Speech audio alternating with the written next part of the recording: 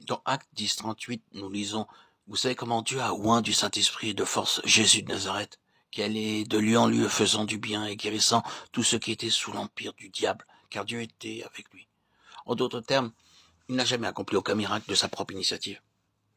Par exemple, voyons Jean 2, 1, 4. 3 jours après, il eut des noces à Cana en Galilée. La mère de Jésus était là et Jésus fut aussi invité aux noces avec ses disciples. Le vin ayant manqué, la mère de Jésus lui dit « Ils n'ont plus de vin. » Jésus lui répondit « Femme, qu'y a-t-il entre moi et toi? Mon heure n'est pas encore venue. » Elle pensait qu'étant la mère, elle pouvait le commander. « Mon fils, s'il te plaît, voudrais-tu venir et faire quelque chose ?» Il n'allait pas le faire parce qu'elle le lui demandait.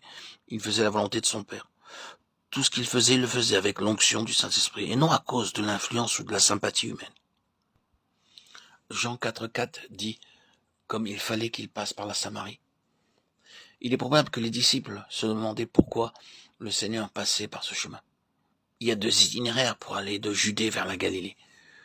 Vous pouvez aller soit par la Samarie, soit prendre la route du Carmel. D'ordinaire, les Juifs ne voulaient pas passer par la Samarie parce qu'ils ne voulaient pas boire l'eau ou recevoir la nourriture des Samaritains. Mais le Seigneur insista pour prendre ce chemin plus tard. Il leur dit dans Jean 4, 34, « Ma nourriture est de faire la volonté de celui qui m'a envoyé et d'accomplir son œuvre. » Il passa par la Samarie pour faire la volonté de son Père, pour aider la Samaritaine dans le besoin. Il allait de lieu en lieu en faisant du bien sur l'ordre de Dieu, sous la contrainte de la volonté du Père. Une des grandes intentions du Saint-Esprit est de nous envoyer vers quelqu'un qui est dans le besoin. Nous ne pouvons pas aider tout le monde. Parfois, Dieu nous dit d'aller de voir telle ou telle personne et nous rencontrons quelqu'un de malade ou dans le chagrin, dans le trouble, découragé ou dans quelque autre besoin et ils disent « Vous arrivez à point ». Nous avons besoin de découvrir quotidiennement par la prière « Seigneur, y a-t-il quelqu'un dans le besoin aujourd'hui ?» Et c'est ainsi que Dieu intervient. Dieu est si grand. Il nous fait rencontrer des personnes désirant écouter le message de Dieu. Si nous sommes loin du Saint-Esprit, Dieu nous donne un message de réconfort, d'espoir et de salut. Il nous conduit vers les personnes qui ont besoin d'entendre ce message. Par lui, nous savons où aller pour son service. Et la vie devient fructueuse. Dans Ésaïe 11, 2, 5, nous lisons « L'Esprit de l'Éternel reposera sur lui. » Esprit de sagesse et d'intelligence, esprit de conseil et de force, esprit de connaissance et de crainte de l'Éternel. Il respirera la crainte de l'Éternel. Il ne jugera point sur l'apparence. Il ne prononcera point sur un oui-dire, mais il jugera les pauvres avec équité. Il prononcera avec droiture un jugement sur les malheureux de la terre. Il frappera la terre de sa parole comme d'une verge et du souffle de ses lèvres. Il fera mourir le méchant. La justice sera la ceinture de ses flancs et la fidélité la ceinture de ses reins. C'est la 4e œuvre du Saint-Esprit dans la vie du Seigneur Jésus-Christ, la parfaite sagesse. Il prononçait chaque parole avec puissance et autorité. Voyez Matthieu 7, 29, car il enseignait comme ayant autorité et non pas comme leurs scribes. Lisez Jean 7, 46, les huissiers répondirent, jamais homme n'a parlé comme cet homme.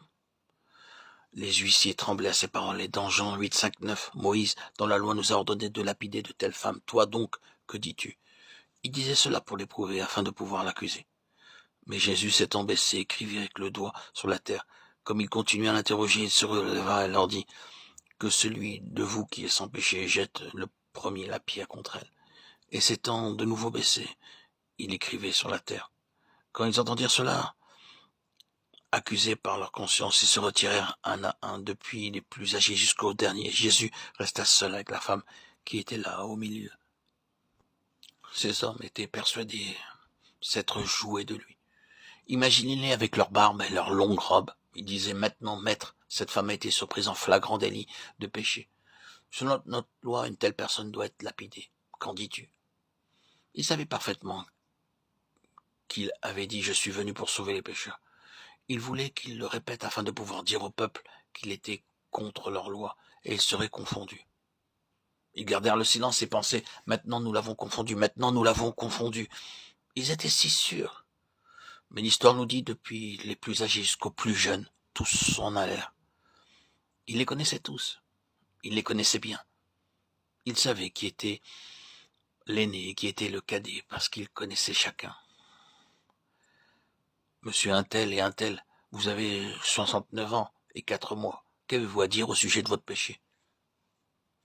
Et cet homme s'esquive sans bruit.